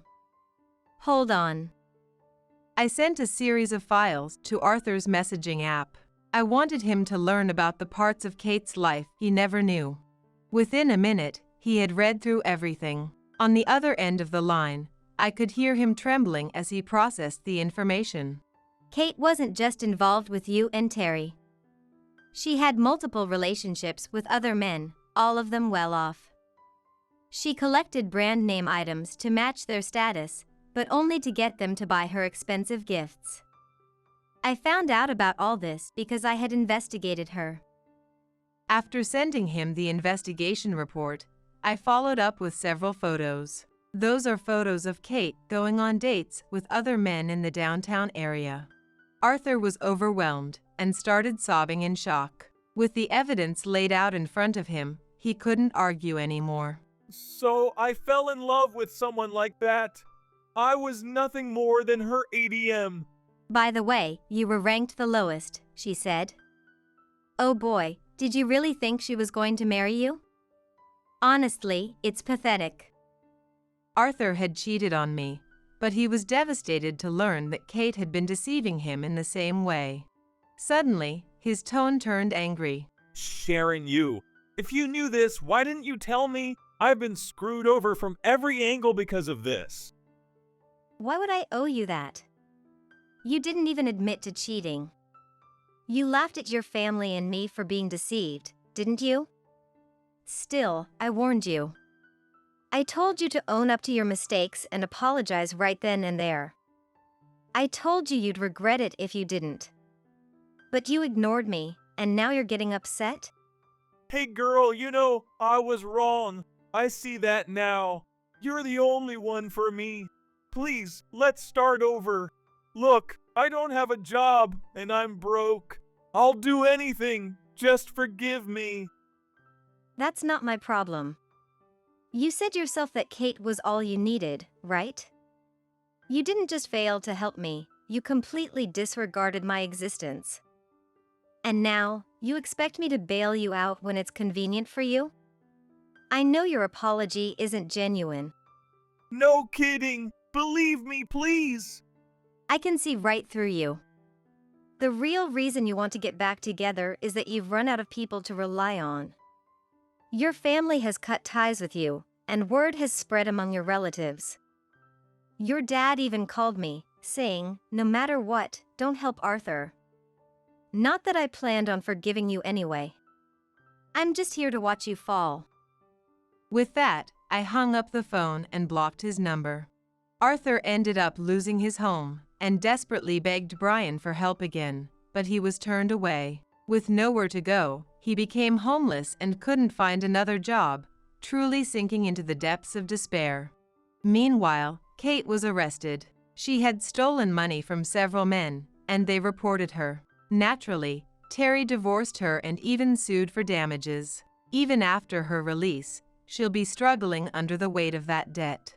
As for Arthur's mother, Madison, she apologized to me once, but then Brian kicked her out as well. He has a zero-tolerance policy for lies and harassment, and he was furious when he found out that Madison had repeatedly harassed me. On top of that, it was also revealed that she had been neglecting household chores and using the money Brian earned to go out with other men. Having been a stay-at-home wife for so many years, she struggled to find work and ended up falling apart. As for me, I moved into the condo I bought and invited my parents to live with me. The reason I bought the new place was that I wanted to repay them for raising me so well. For now, I'm focusing on my work and looking forward to new beginnings. Having someone else around during family time is just a nuisance. It was my sister-in-law, Helen, who said that. For some reason, she shoved me into the yard. Ouch! What are you doing? Thrown off balance by her force, I fell off the porch and slammed into the snow-covered ground. Useless people should just freeze in the yard. Take a moment to reflect on your thick nerves. Spitting out those mocking words, she cackled and disappeared into the living room. Once I safely made it back inside, I headed towards the family room to join everyone. When I stepped inside, what greeted me was Helen's sloppy appearance. She was snoring, lying on her back on the sofa with a vodka bottle in one hand. The sight was so pitiful that a sigh escaped from my entire body. Helen, wake up. Her husband, Greg, spoke with a cold expression, shaking her with a tone I had never heard before. What is it? I was sleeping so well. Grumbling, Helen sat up, scratching her head and glaring at Greg. Helen, we need to talk. Talk? Does it have to be right now?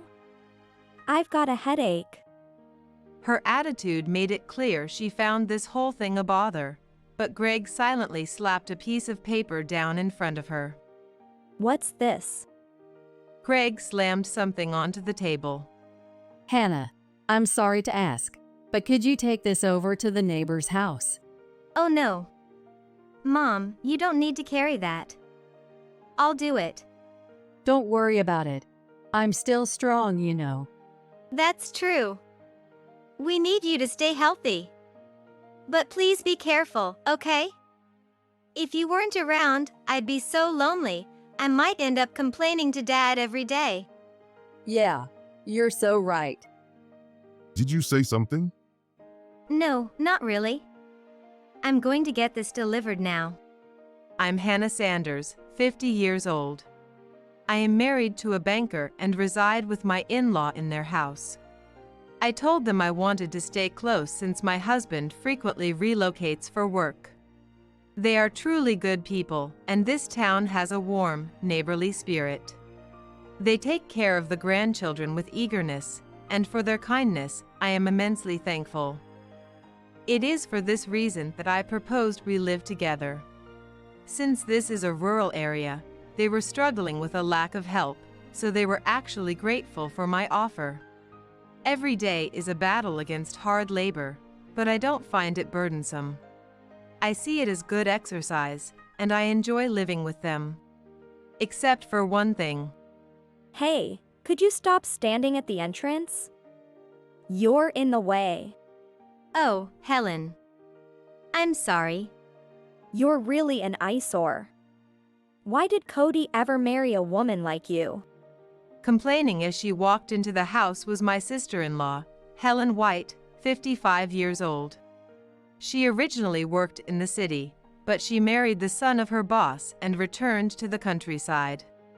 Helen's husband, Greg, seems to be quite successful and often travels for work. Using that as an excuse, she insisted on living here. I find her incredibly difficult, and she often treats me terribly. There was a moment when the request from my mother-in-law to run an errand truly resonated with me. She's really useless, you know. I'm so worried about Mom that I can't even live with my husband at our house. I saw Helen chatting with some neighborhood ladies. Not understanding the conversation, I thought I should at least say hello, so I approached them. Oh, she's here. Sorry, let's talk again later. Helen glared at me as if I were a nuisance. It bothered me a little, but I didn't realize it at the time and greeted her anyway. Helen, hello. Are you out for a walk today? That's none of your business. More importantly, when are you leaving this town? What? With a filthy woman like you in that house, even I get shunned by the neighbors. Just because you're the eldest son's wife, don't get too full of yourself.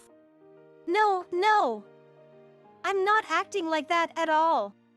I don't care about your opinion. I don't recognize you as part of the Sanders family. She spat those words at me and then disappeared into her home. Not recalling anything I had done to make her hate me, I tried to figure out why this was happening. I discovered the reason when my mother-in-law asked me to run an errand.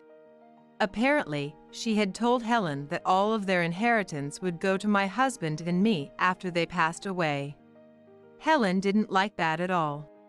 So she started harassing me to drive me out of the Sanders family.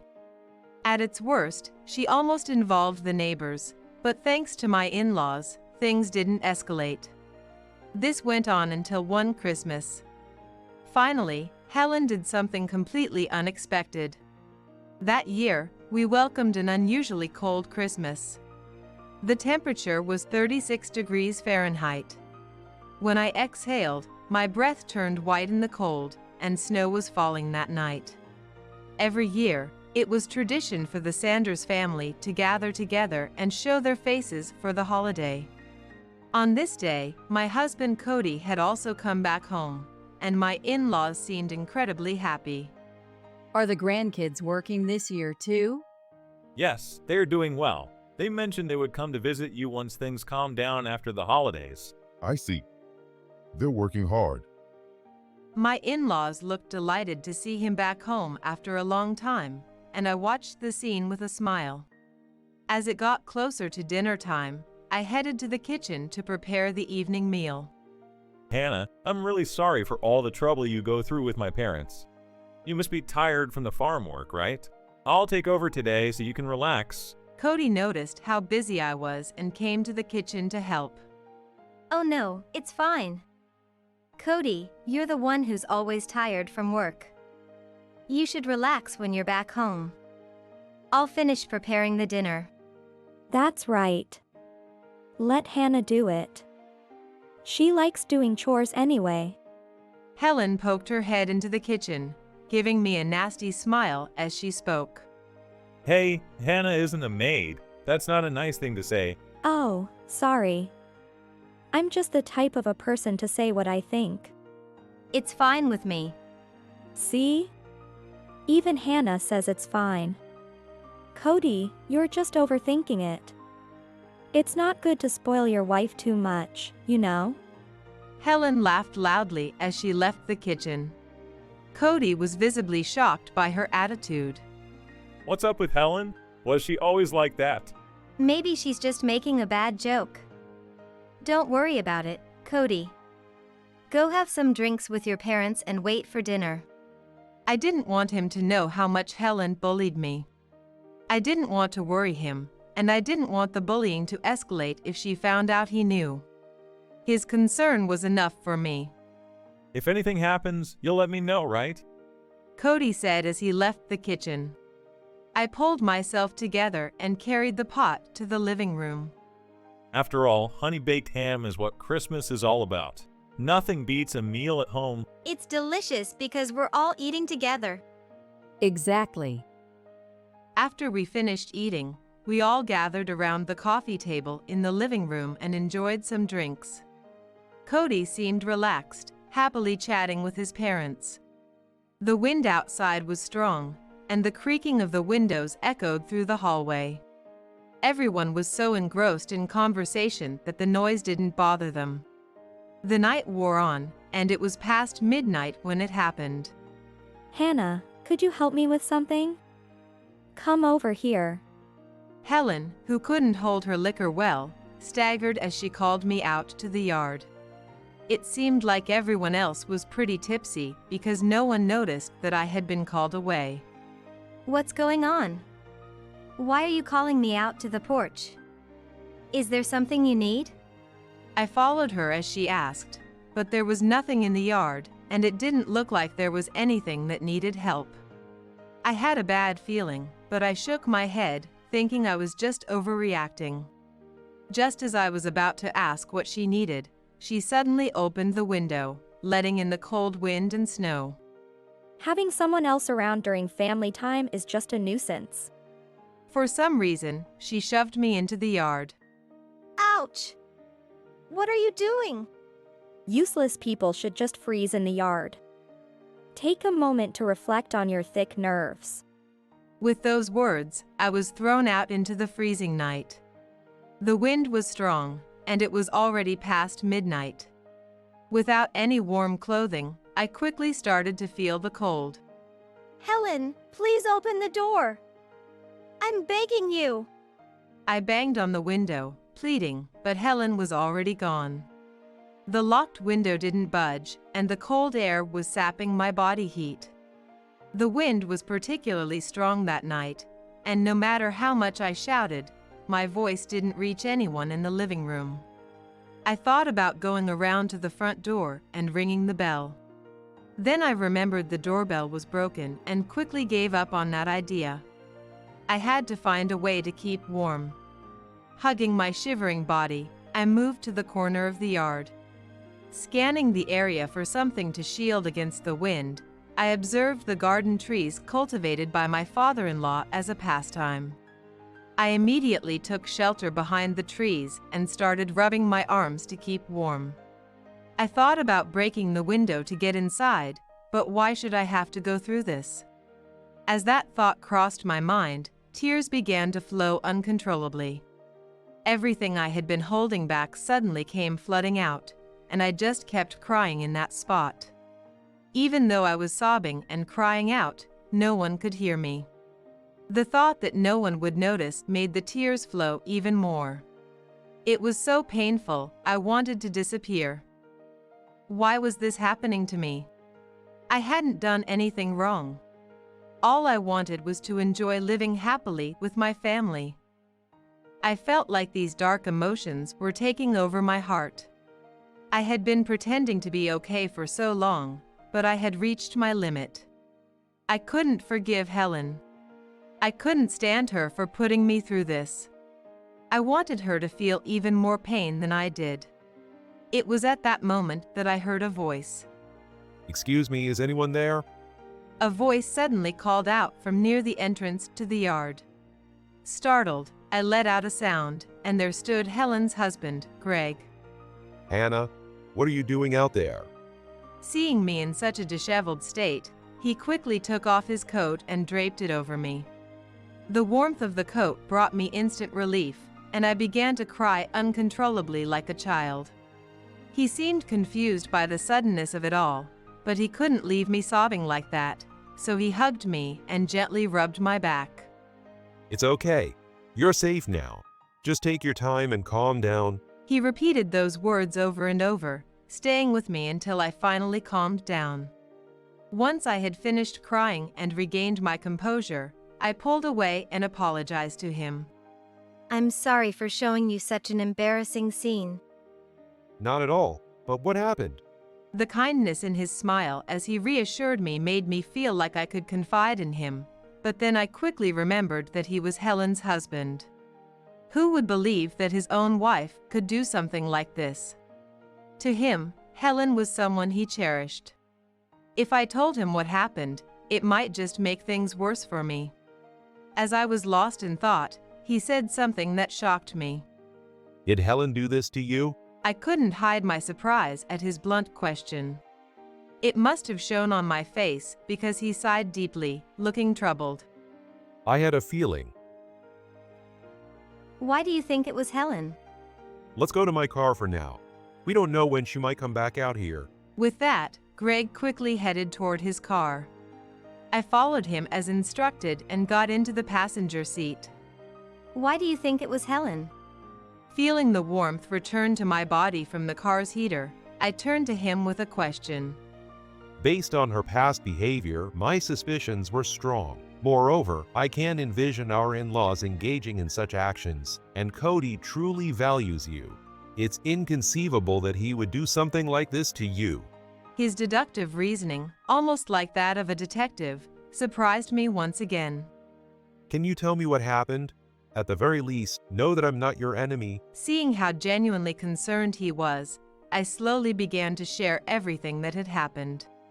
When I finished recounting the events of the day, Greg seemed to make a firm decision, staring ahead with a resolute expression. This is unacceptable, inhuman. I can't understand how anyone could do something like that. His face was filled with anger, and his voice had a harsh edge to it.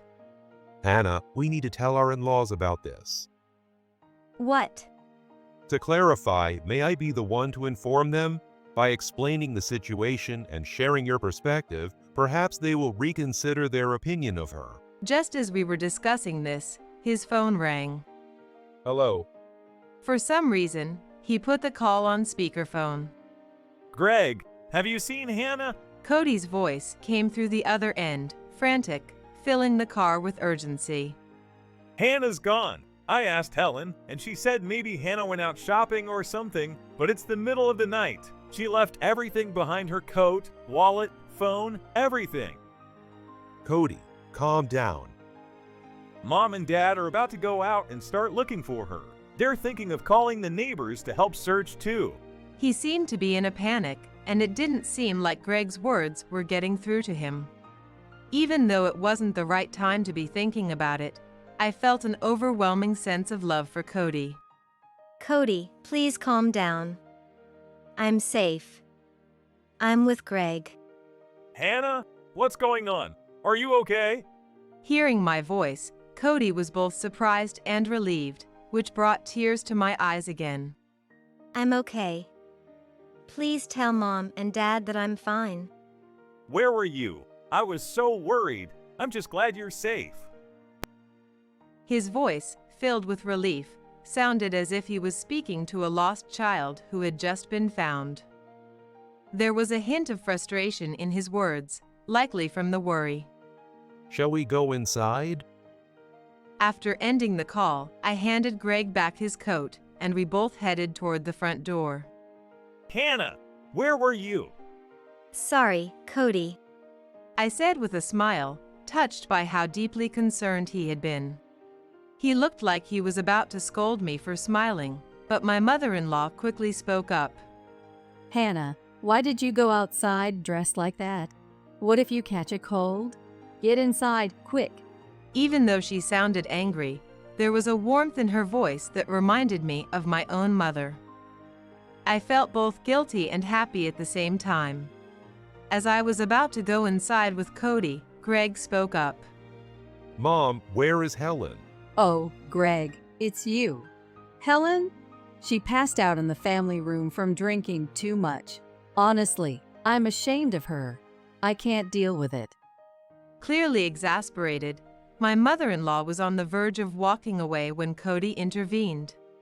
I'm sorry, but could you ask Dad to join us in the living room? There's something we need to discuss, and I'd like everyone except Helen to be there. Oh? All right then. Just wait a moment. Honey!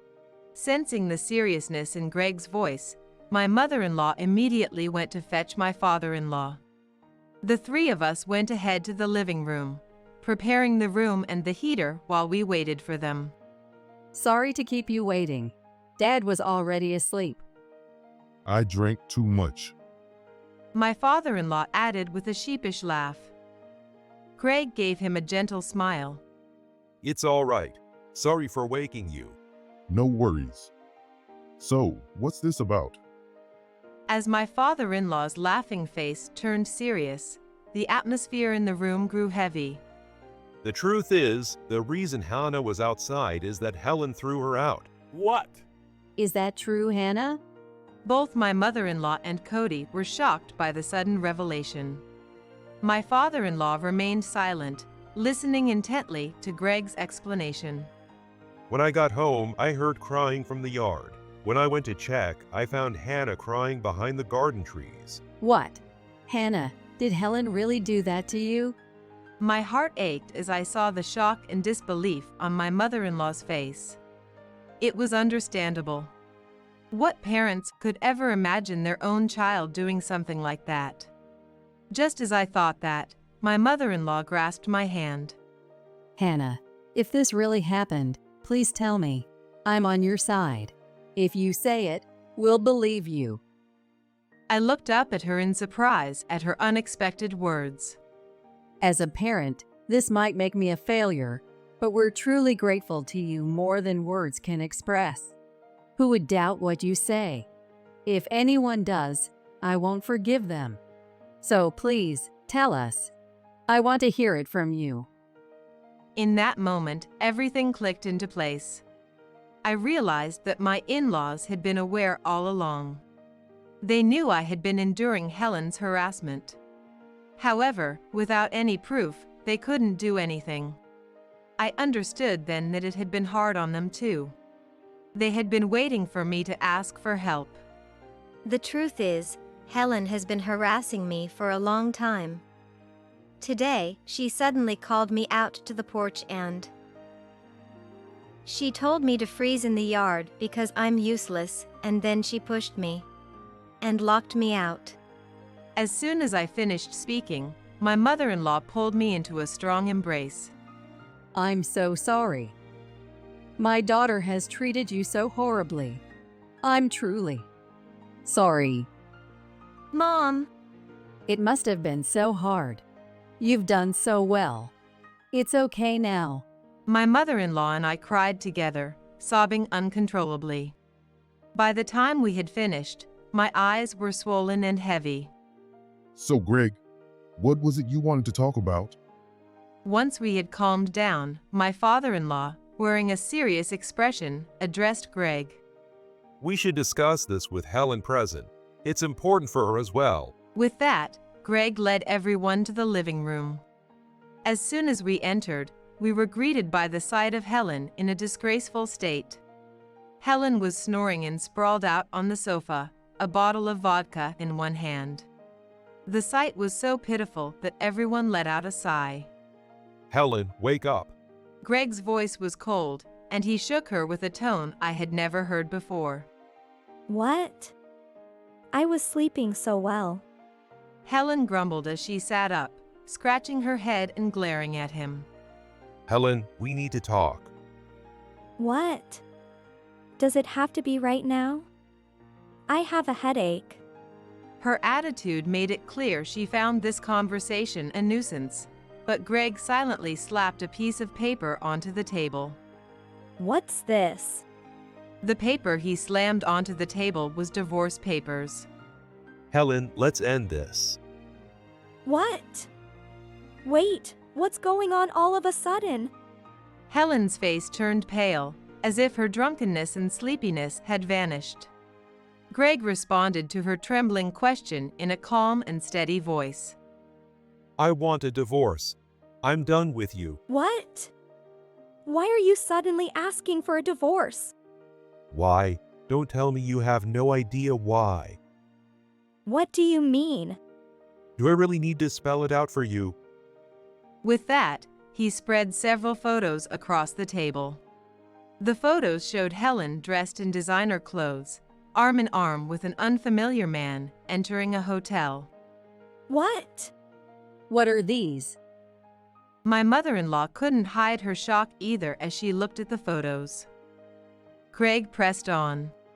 Did you think I wouldn't notice your affair? It seems you also used my credit card without permission to buy those designer items. Wait! Please, just don't divorce me. It's too late. I also know about your gambling addiction and the debts you've racked up. Gambling? Next, Greg laid out several IOUs on the table. You've gone too far to be saved. No! Please, Greg. I won't cheat again. Just don't divorce me. In a moment of desperation, Helen reached for the hem of Greg's clothes. That's when my father-in-law, who had remained quiet until that point, sprang into action, seized her arm, and pulled her to her feet. Dad, what are you doing? Let go of me. Helen screamed in pain, struggling as my father-in-law dragged her to the porch and threw her out into the yard. Caught off guard, she lost her balance and fell to the ground. What are you doing? That hurt. Get out. What? You're no longer a member of the Sanders family. His voice was loud and furious, leaving her stunned and speechless. His back trembled with anger, and his clenched fists were so tight that his nails seemed to dig into his palms. It's shameful that you've turned out to be such a disgrace. I'm ashamed. Dad, please, wait. Don't ever call me Dad again. I never want to see your face again. With those cold words, he walked away from the porch. Helen scrambled to her feet and tried to chase after him, but my mother-in-law stepped in to block her path. Mom, I'm sorry. I'll change. Please, just let me come back home. Our only daughter is Hannah. I don't know you. With those chilling words, she slammed the porch window shut and locked it. Helen, now literally locked out, screamed and shouted in the yard, but within a few minutes, she was gone. She was outside in this freezing weather, wearing barely anything. She must have run out of energy to keep shouting pretty quickly. I started to worry if she'd be all right, but Cody pulled me close, brushing away my concerns. Helen did something unforgivable. She's facing the consequences. You don't need to worry about her. With that, he led me back to the living room. That's when we started a family meeting. My in-laws were offering apologies to Greg and me for Helen's actions. Both of us told them it wasn't their fault, but they insisted repeatedly, asking to make amends somehow. Then please continue to cherish Hannah from now on. Also, would it be okay if I still visit here sometimes? I can't forgive Helen, but I care deeply about you both. So please, let me remain as your son. His words brought tears to my in-laws' eyes. The next day, Cody looked out into the yard from the porch. He saw Helen had built a little igloo, desperately trying to warm her freezing body. When she noticed him, she tried saying something, but he didn't bother listening. Thus, she was effectively disowned by the family. Later on, she got divorced. I heard she's struggling to pay off her debts. Greg still drops by from time to time, and every Christmas, Helen's pathetic antics become our favorite topic over drinks. Even though she tried visiting a few times after that, the neighbors would give her cold stares and spread rumors, eventually driving her out of town. They say what goes around comes around, and seeing it happen firsthand did lift my spirits a bit, though that's just between us.